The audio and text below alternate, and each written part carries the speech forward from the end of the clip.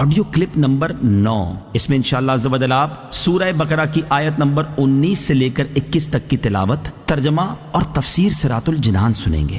بسم اللہ الرحمن الرحیم۔ ترجمہ: اللہ کے نام سے شروع جو نہایت مہربان رحمت والا ہے۔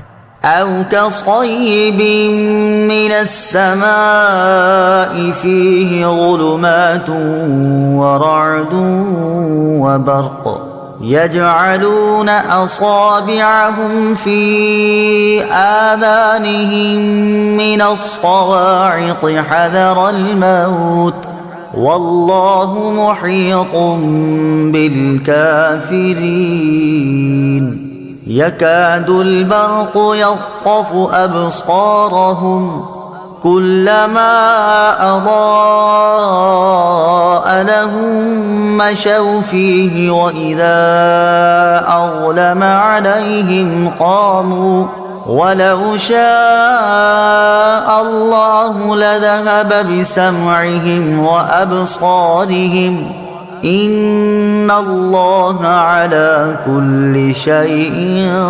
قدیر۔ ترجمہ: یا ان کی مثال آسمان سے اترنے والی بارش کی طرح ہے جس میں تاریکیاں اور گرج اور چمک ہے۔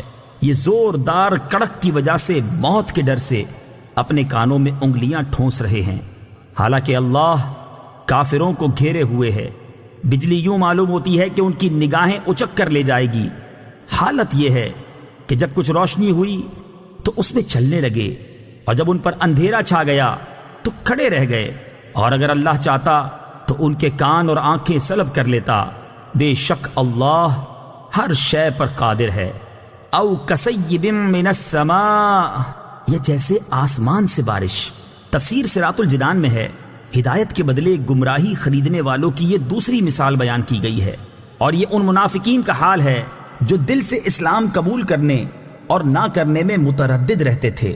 ان کے بارے میں فرمایا کہ جس طرح اندھیری رات اور بادل و بارش کی تاریکیوں میں مسافر متحیر ہوتا ہے، جب بجلی چمکتی ہے تو کچھ چل لیتا ہے، جب اندھیرا ہوتا ہے تو کھڑا رہ جاتا ہے، اسی طرح اسلام کے غلبے اور معجزات کی روشنی اور آرام کے وقت منافق اسلام کی طرف راغب ہوتے ہیں، اور جب کوئی مشقت پیش آتی ہے تو کفر کی تاریکی میں کھڑے رہ جاتے ہیں اور اسلام سے ہٹنے لگتے ہیں۔ اور یہی مقام اپنے اور بیگانے، مخلص اور منافق کے پہچان کا ہوتا ہے۔ منافقوں کی اسی طرح کی حالت سورہ نور آیت نمبر 48 اور 49 میں بھی بیان کی گئی ہے۔ علی کل شیء قدیر، اللہ تعالی ہر شے پر قادر ہے۔ تفسیر صراط الجنان میں ہے، شے اسی کو کہتے ہیں جسے اللہ تعالیٰ چاہے اور جو مشیت یعنی چاہنے کے تحت آ سکے۔ ہر ممکن چیز شے میں داخل ہے، اور ہر شے اللہ تعالیٰ کی قدرت میں ہے، اور جو ممکن نہیں بلکہ واجب یا محال ہے اس سے اللہ تعالیٰ کے ارادے اور قدرت کا تعلق ہی نہیں ہوتا۔ جیسے اللہ تعالیٰ کی ذات و صفات واجب ہیں، اس لیے قدرت کے تحت داخل نہیں۔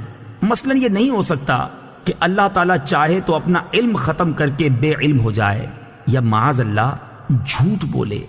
یاد رہے کہ ان چیزوں کا اللہ تعالیٰ کی قدرت کے تحت نہ آنا اس کی قدرت میں نقص و کمی کی وجہ سے نہیں، بلکہ یہ ان چیزوں کا نقص ہے کہ ان میں یہ صلاحیت نہیں کہ اللہ تعالیٰ کی قدرت سے متعلق ہو سکیں۔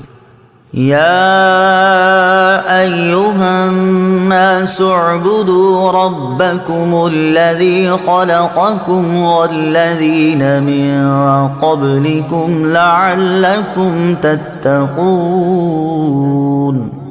ترجمہ: اے لوگو، اپنے رب کی عبادت کرو جس نے تمہیں اور تم سے پہلے لوگوں کو پیدا کیا، یہ امید کرتے ہوئے عبادت کرو کہ تمہیں پرہیزگاری مل جائے۔ یا ایہا الناس، اے لوگو۔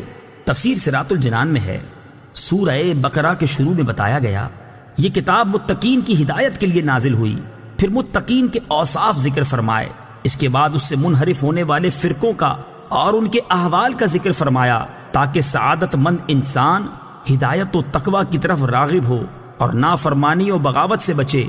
اب تقوی حاصل کرنے کا طریقہ بتایا جا رہا ہے، اور وہ طریقہ عبادت اور اطاعت الہی ہے۔ یا ایہا الناس کے ذریعے تمام انسانوں سے خطاب ہے، اور اس بات کا اشارہ ہے کہ انسانی شرافت اسی میں ہے کہ آدمی تقوی حاصل کرے اور اللہ تعالیٰ کا بندہ بنے۔ عبادت کی تعریف۔ عبادت اس انتہائی تعظیم کا نام ہے جو بندہ اپنی عبدیت یعنی بندہ ہونے اور معبود کی الوہیت یعنی معبود ہونے کے اعتقاد اور اعتراف کے ساتھ بجا لائے۔ یہاں عبادت توحید اور اس کے علاوہ اپنی تمام قسموں کو شامل ہے۔ کافروں کو عبادت کا حکم اس معنی میں ہے کہ وہ سب سے بنیادی عبادت یعنی ایمان لائیں اور اس کے بعد دیگر اعمال بجا لائیں۔ تفسیر صراط الجنان میں ہے لعلکم تتقون، تاکہ تمہیں پرہیزگاری ملے۔ اس سے معلوم ہوا کہ عبادت کا فائدہ عابد ہی کو ملتا ہے، جبکہ اللہ تعالیٰ اس سے پاک ہے کہ اس کو عبادت یا اور کسی چیز سے نفع حاصل ہو۔